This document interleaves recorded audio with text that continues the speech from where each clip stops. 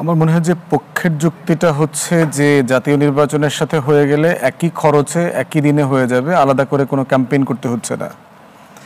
বিপক্ষের যুক্তি হচ্ছে যে আমাদের ভোটারদের সাধারণ যে রিয়েলিটিতে যারা বাস করেন তাদেরকে যেভাবে ভোট কেন্দ্রে পুল করতে হয় সেই জায়গাতে অনেকগুলো উপকরণ থাকে, যে আপনি ব্যক্তির জন্য পুল করতেছেন, দলের জন্য পুল করতেছেন, মার্কার জন্য পুল করতেছেন।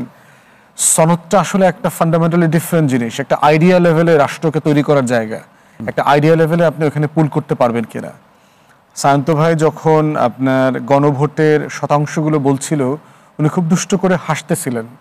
এটার মানে হইল যে এই শতাংশগুলো কিভাবে তৈরি হয়েছে তার ইতিহাস যেমন আমরা জানি, এই 90+ ভোট যারা যারা ঐতিহাসিকভাবে ব্যালটে নিয়েছেন, সিলসপ্পর মেরেছেন, ট্রাক ভরে ভরে টাকা পয়সা ইউনিয়ন পরিষদের চেয়ারম্যান মেম্বারদেরকে দিয়েছেন, তাদের কাছ থেকে ফার্স্ট হ্যান্ড গল্প আমরা শুনেছি। এখন প্রশ্ন হচ্ছে ওগুলো জেনুইন ভোট ছিল কিনা, এই প্রশ্ন আপনি ভ্যালিডলি তুলতে পারবেন। এখন আমাদের জাতীয় নির্বাচনে প্রার্থীরা কোটি কোটি টাকা নগদ, বিকাশ, রকেট, ফুসপানি, বিরানি, অটো, ভ্যান গাড়ি মিলায়াও 70, 72, 75 নিতে পারে না। গণভোটের এমন কি ফজিলত ছিল যে এটা 90-এর পাহাড় ছায়রায় চলে গেছে। মানে আপনি যেখানে ঘরের ভিতরে টিলা বানাইতে পারেন না, গণভোট দিলে পরে এখানে হিমালয় হয়ে যায়। এখানে এমন কি জিনিস নাজিল হয়েছে। অতএব সেই জায়গাতে এই চ্যালেঞ্জের জায়গা আছে। শান্ত ভাইটাও বলছেন বড় দল যদি দুষ্টামি করে সেটা দলের নেতা কর্মীদেরকে বলে দিবে আর কি, জাস্ট চুপচাপ থাকেন আর কি। চুপচাপ থাকা মানে সে যদি দ্বিমত পোষণ করে, এই সিদ্ধান্ত যদি একমত না হয়, সে তো তার রাজনৈতিক প্রক্রিয়া আগাবে, সেটা মোকাবেলা করবে না। প্রশ্ন হচ্ছে যে একমত হলেই তো গণভোট হচ্ছে। অ্যাপারেন্টলি কাগজে পত্রে সবাই একমত হচ্ছে, ছবিতে একমত হচ্ছে, কিন্তু যদি তাকে মানে মনের একমত হয় নাই, মনে মনে মিল হয় নাই, সেই জায়গা থেকে যদি মানে প্রেশারের কারণে সে একমত হয়, দিন শেষে সে কিন্তু একটা পলিটিক্যাল রিভেঞ্জ নেওয়ার জায়গা আসবে। তখন অরিজিনালি সে যেটা বলেছিল তখন সে জাতির কাছে বলতে পারবে, দেখেন আমরা তো আগেই বলেছিলাম ইলেকশনে যাই, ইলেকশনের পরে আমরা আস্তে ধীরে এগুলো সব করবো। তো এখন জনগণও তো সম্মতি দেয় নাই। ভোটার টার্ন আউট যদি পুয়ার হয়, নেগেটিভ ক্যাম্পেইন হয়, এবং বিএনপির মতো দল যদি এটার পিছনে পয়সা খরচ না করে, তার ইলেকশন ক্যাম্পেইনের মতো করে এটাকে ইম্পর্টেন্স সে না দেয়, ভোটার পুল করাটা খুব জেনুইনলি প্রবলেম্যাটিক হয়ে যাবে। কারণ বাংলাদেশে নিজের টাকায় আপনার জাতীয় দায়িত্ব হিসাবে ভোট দিতে আসবে এই ভোটারের সংখ্যা 15-20% বেশি না। অতএব এই রিয়েলিটিটা এখানে আছে, এখানে একটা পলিটিক্স আছে, গণভোটের রাজনীতি। অতএব সেই জায়গায় অন্তর্বর্তীকালীন সরকার এটা কিভাবে ডিল করবে। ফুয়াদ ভাই, আলোচনাটাকে আরেকটু যদি স্পষ্ট করি, যে আসলে এটা খুব স্পষ্ট, যারা বিজ্ঞজন বিশেষজ্ঞজন তারা বলছেন যে আসলে কে যারা আগে চাচ্ছে তার পিছনে উদ্দেশ্য আছে, যারা জাতীয় নির্বাচনের সঙ্গে চাচ্ছে তার পিছনে উদ্দেশ্য আছে।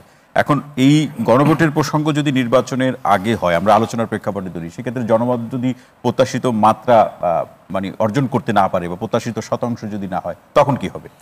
ওই জন্য তো বললাম যে আগে বেঞ্চমার্কটা ঠিক করতে হবে, যে আমি একটা গণভোট আয়োজন করছি, গণভোটের লিগ্যাল ফ্রেমে কত শতাংশ ভোট কাস্ট হইলে পরে আমি ধরে নেব যে গণভোটটা লিগ্যাল হয়েছে, এটা বৈধ গণভোট হয়েছে। দ্বিতীয়ত হচ্ছে ওই কাস্টিং ভোটের কত শতাংশ পক্ষে আসলে পরে আমি ধরে নেব যে এটা পাস হয়েছে। এখানে 2টা শতাংশের আলোচনা আছে। ধরেন গণভোট কাস্ট হইল 20%, তো 20%-এর 80% বলছে হ্যাঁ, তো ঠিক আছে হয়ে গেল, অধিকাংশ লোক বলছে। কিন্তু 80% লোক তো ভোট দিতে আসে নাই, তখন গণভোটের লিগ্যাল ম্যান্ডেট থাকবে কিনা। অতএব সেই কনসার্নটা আছে, ওই যে মনে না নিলেও মেনে নিতে হয়।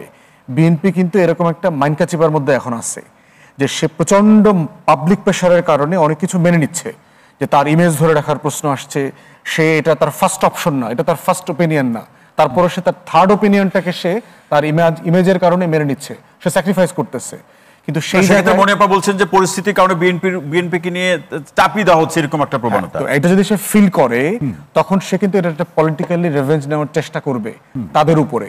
এই জন্য প্রশ্ন হচ্ছে যে শুধু ফোর্স করে কাগজে মানায় নিলে হবে না, মন থেকেও মানায় নিতে হবে। সে যে মন থেকে মানলো, এর পরিমাপটা কি? এটা পরিমাপ করবেন কিভাবে? ওইটা হচ্ছে ওইটা সাকিব ভাই যখন বসবে তখন উনি বুঝবেন আর কি। ওইটা আপনি তখন তো জিজ্ঞেস করলে বুঝবেন যে আসলে মন থেকে মেনে নিচ্ছে কিনা। ওইটা সাকিবের সাথে কথা বললে আপনি বুঝবেন। এখানে একটা সম্পূরক প্রশ্ন বলতে চাই, তারা যদি মনে করে, যারা আগে চায়, তারা এমনও মনে করতে পারে যে সরকার আমাদের পক্ষে আছে, সরকারের তো সেফ এক্সিট দরকার, এটা তারাই নিজেরাই এখন বলছে। তো সেইখানে যদি 20% 80% বানায় ফেলে কোনো সমস্যা নাই, কারণ দেশের যে পরিস্থিতি আমরা আমরা এই বিগত সরকারেও দেখছি 1 ঘন্টার ব্যবধানে কিন্তু 47% ভোট হয়ে গেছে 1 ঘন্টার ব্যবধানে। এটাও কিন্তু অবাক হওয়ার কিছু থাকবে না। বিএনপি আবারও বিএনপি কেউ যে বললো না মাইনকে চিপায় পড়ছে ফেলেছে, বিএনপি আবার মনে করবে যে আমি এটা নিয়ে কথা বলবো। এই যে ব্যারিস্টার সাহেব বলছে বিএনপি আমি শেষ করি আগে বড় হয় না এই যে বিএনপির মতো এত দলকে ফেলতে পারে। আমি এটাই বলছি যে বিএনপি কে জবরদস্তি করে আমি শেষ করি জবরদস্তি করে বিএনপি কে ওটার পক্ষে নিতে হবে।